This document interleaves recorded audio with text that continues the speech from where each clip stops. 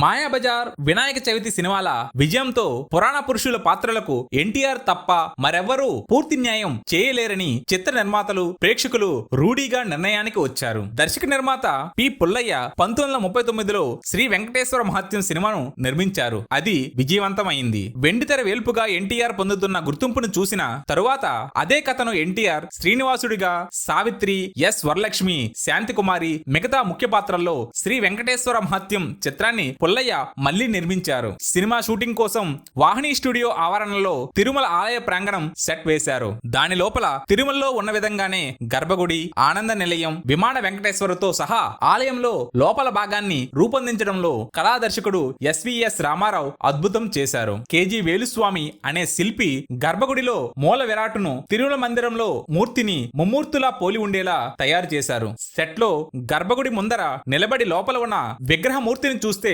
తిరుమల ఆలయంలో ఉన్న మూల విరాట్టును చూస్తున్న భ్రాంతే కలిగేది. శ్రీనివాసుడిగా ఎన్టీఆర్ ప్రేక్షకుల మనసును దోచుకున్నారు. శ్రీనివాస పద్మావతిల కళ్యాణం అనంతరం శ్రీదేవి పద్మావతిల మధ్య ఎటూ తేల్చుకోలేక శ్రీనివాసుడు శిలా విగ్రహంగా మారిపోయేంత వరకు కథను చిత్రీకరించారు. ఆ కథతో పాటు ఆలయంలో స్వామికి జరిగే రకరకాల సేవలు, నేత దర్శనం, ఆనంద నిలయం, యాత్రికుల పిల్లా పాపలతో దైవ దర్శనానికి వెళ్లడం, ఇతర విశేషాలను కూడా ఈ డాక్యుమెంటరీలో క్లుప్తంగా చూపారు. తరువాత ఘంటసాల తెరపై భక్తుడిగా తిరుమల శ్రీ వెంకటేశ్వర ఆలయం గర్భగుడి ముందర కూర్చొని శేషశైలవాస శ్రీ వెంకటేశ పాట పాడుతూ కనిపిస్తారు. ఆ పాటలో ఆయన పక్కన సినిమాకు సంగీతం చేసిన పెండ్యాల కనిపిస్తారు. చివరగా శ్రీవారి బ్రహ్మోత్సవం దృశ్యంతో ముగుస్తుంది. పౌరాణిక చిత్రాల్లో మామూలుగా ఉపయోగించే దీర్ఘ సమాసాలు, పొడుగాటి సంస్కృతి వాక్యాలు ఈ చిత్రంలో లేవు. అసలు సంభాషణలే తక్కువ. అవసరానికి తగ్గట్టుగా క్లుప్తంగా వ్యవహారిక భాషను వాడి చెప్పదలుచుకున్న మాటను సూటిగా చెప్పి పామర ప్రజానికం కూడా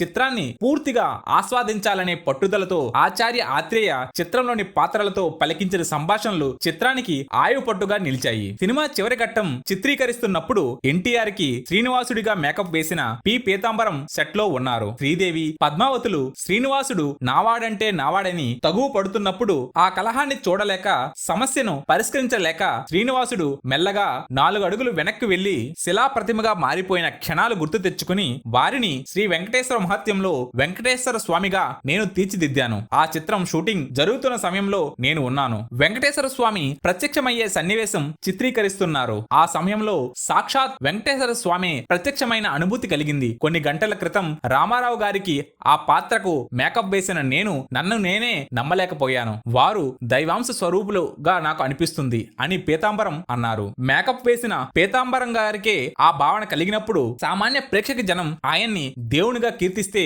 అందులో ఆశ్చర్యం ఏముంది? చిత్రంలో మరొక అద్భుత సన్నివేశం శ్రీ వెంకటేశ్వరుని శిలా విగ్రహం నుంచి బయటకు వెలువడి గర్భగుడి నుంచి బావాజీ దగ్గరికి వెళ్లడం. ఆయన అలా విగ్రహం నుంచి బయటకు వచ్చినప్పుడు ఆ దేవదేవుడు బయటకు వస్తున్నారన్న భ్రాంతి కలుగుతుంది. భక్తిభావం పెళ్లిబుక్కుతుంది. ఈ సినిమాలో పెండ్యాల అందించిన సంగీతం అద్భుతం. ఈ సినిమాలోని పాటలు, పద్యాలు ఆ రోజుల్లో ఆంధ్రదేశమంతటా వాడవాడలా వినిపించాయి. ఈ సినిమా విడుదల సమయంలో ప్రచారంలో భాగంగా గర్భగుడి, స్వామి విగ్రహాన్ని పోలిన తాత్కాలిక సెట్లను సినిమా హాలు వద్ద ఏర్పాటు చేశారు. ఆ ఆలయాలు ప్రత్యేక ఆకర్షణగా నిలిచాయి. పల్లెటూరు నుంచి కుటుంబాలతో సహా ఎడ్డబళ్లతో జాతరగా వెళ్తున్నట్లు ప్రేక్షకులు తరలి వచ్చేవారు. థియేటర్ వద్ద ఏర్పాటు చేసిన ఆలయాన్ని దర్శించుకునేవారు. ఆ రోజుల్లో ప్రజా రవాణా వ్యవస్థ అందుబాటులో లేకపోవడంతో తిరుమలకు వెళ్లి రావడం అంత సులభం కాదు. అందువల్ల తిరుమల చూడని భక్తులు థియేటర్ల వద్ద ఆలయాన్ని చూసి తిరుమలలో గుడిని చూసినంత తృప్తి చెందేవారు. హుండీలో కానుకలు కూడా వేసేవారు. సినిమా షూటింగ్ అయిపోయి సినిమా విడుదలైన చాలా రోజుల వరకు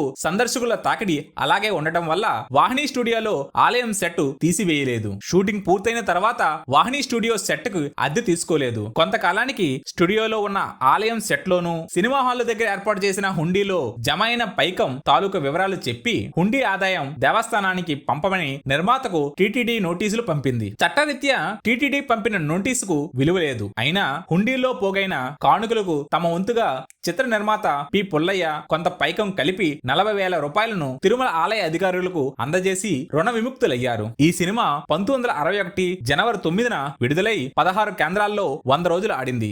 ఆ కాలంలో ఆంధ్రప్రదేశ్ లోని పలు ప్రాంతాల నుంచి కాంట్రాక్ట్ బస్సుల్లో జట్లుగా జనం తిరుమల యాత్రకు తరలి వెళ్లేవారు. ఈ సినిమా విడుదలయ్యాక తిరుమలలో శ్రీ వెంకటేశ్వర స్వామికి తలనీలాలు సమర్పించి దేవుని దర్శనం చేసుకుని తరువాత ఆ బస్సులు మద్రాసు వెళ్లడం పరిపాటిగా మారింది. తిరుపతి నుంచి బయలుదేరి బయలుదేరి బస్సులు మద్రాసులో ఎన్టీఆర్ ఇల్లు ఉండే బజూలు రోడ్డుకు చేరేవి. అక్కడ యాత్రికులు ఎన్టీఆర్ ని కూడా దర్శించుకోవడం కాంట్రాక్ట్ లో భాగంగా ఉండేది. ఒకవేళ బస్సు మద్రాసు చేరిన రోజున అవుట్డోర్ షూటింగ్ గాని ఎన్టీఆర్ మద్రాసులో లేకపోతే మహాబలిపురమో లేదా కాంచీపురమో వెళ్లి తిరిగి మద్రాసు చేరుకుని ఎన్టీఆర్ ని చూసి గాని బస్సులు తిరుగు ప్రయాణం మొదలు పెట్టేవి కావు. రెండో మూడో బస్సుల్లో యాత్రికులు బయట పోగైన తరువాత వాచ్మెన్ ఎన్టీఆర్ ఇంటి గేటు తీసి వారిని లోపలకు పంపేవారు. ఆ సమయంలో బయటికి వచ్చి బాల్కనీలో నిలబడి రెండు చేతులు ఊపుతూ ఎన్టీఆర్ వారికి అభివాదం చేసేవారు. ఆ తరువాత ఆయన క్రిందకు దిగివచ్చి వారందరితో మాట కలిపేవారు. తిరుమల వెంకటేశ్వర స్వామి దర్శనం బాగా జరిగిందా అని ఎన్టీఆర్ అడిగేవారు. వెంకన్నే అందరినీ రక్షించే దైవం అని చెప్పేవారు. కొన్నిసార్లు వారి గ్రామాల్లో వర్షపాతం ఎలా ఉంది, పంటలు బాగా పండాయా అంటూ ఆప్యాయంగా పలకరించి వారి యోగక్షేమాలు కనుక్కునేవారు. అప్పుడప్పుడు